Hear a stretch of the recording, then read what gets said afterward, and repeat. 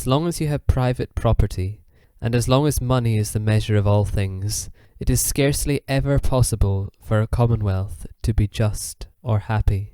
For justice cannot exist where all the best things in life are held by the worst people, nor can anyone be happy where property is limited to a few, since those few are always uneasy, and the many are utterly wretched.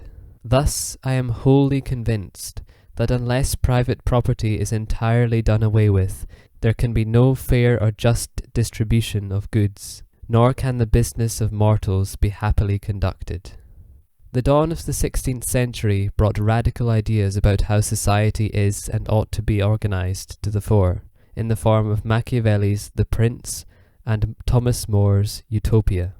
Both authors can claim to be men of the Renaissance, in the sense that Machiavelli's work evolved in the context of the Florentine Republic, which was inspired by the Roman, and More's treatise arose from the combination of Greek scholarship and the pioneering spirit of the Age of Exploration.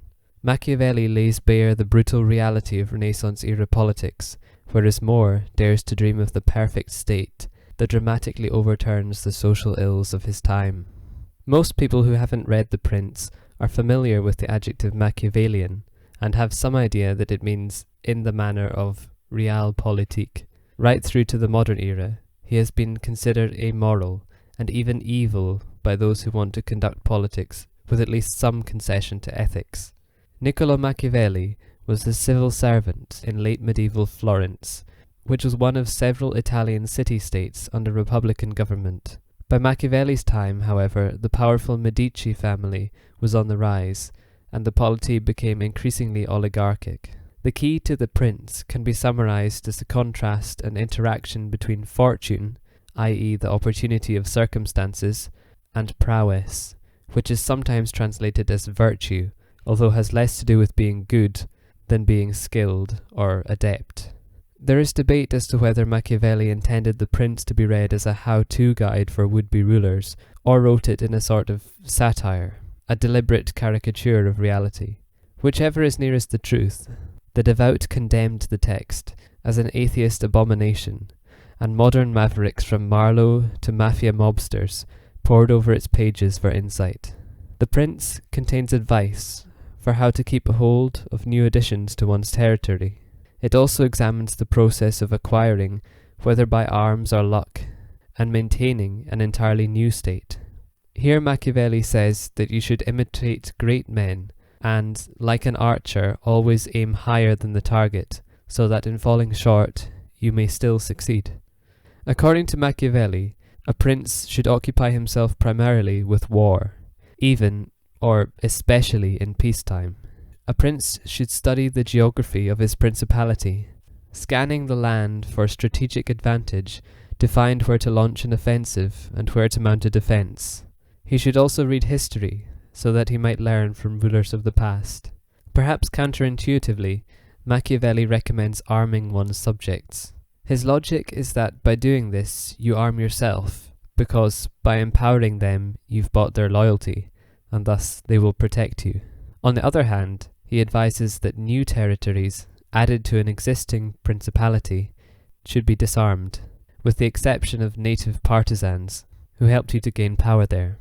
Machiavelli's main takeaway is this: fortune may be opposed, fate cannot be relied upon, so plan, plot, and prepare for every eventuality.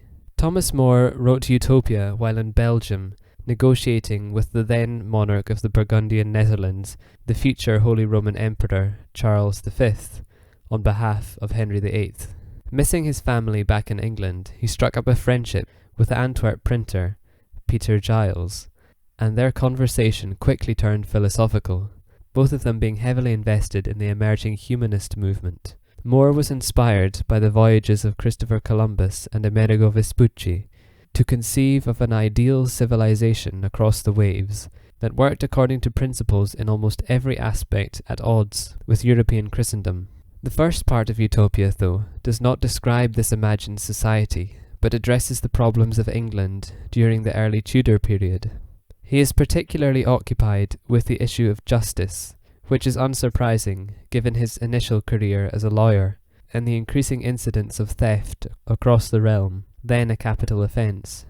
The hangman's noose was not an effective deterrent, however, because, in More's opinion, stealing is always preferable to cringing, even if both are an affront to human dignity. He presents a pessimistic view of England, where veterans of the 100 Years' War have been abandoned, and lords, who live off other people's labour, maintain households beyond their means and have to dismiss servants who turn to crime, knowing no other occupation than domestic employment. On the land, enclosure, the process of demarcating massive fields for profitable sheep farming was driving farmers away, leading to mass agricultural unemployment and rising food prices in the face of money-grabbing wool cartels. More describes Utopia in Part 2, or the account given to him of Utopia by an explorer by the name of Raphael.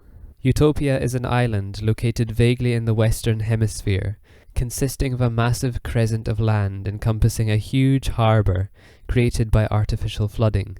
Its economy is primarily urban, but every citizen is required to work the land for at least 2 years on rotation.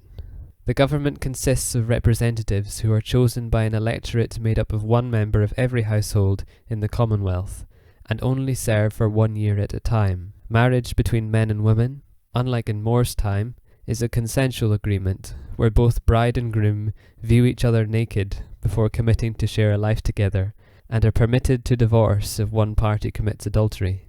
There is no private property, and everything is held in common. Gold and silver are despised, as fit only for chamber pots and the chains of slaves.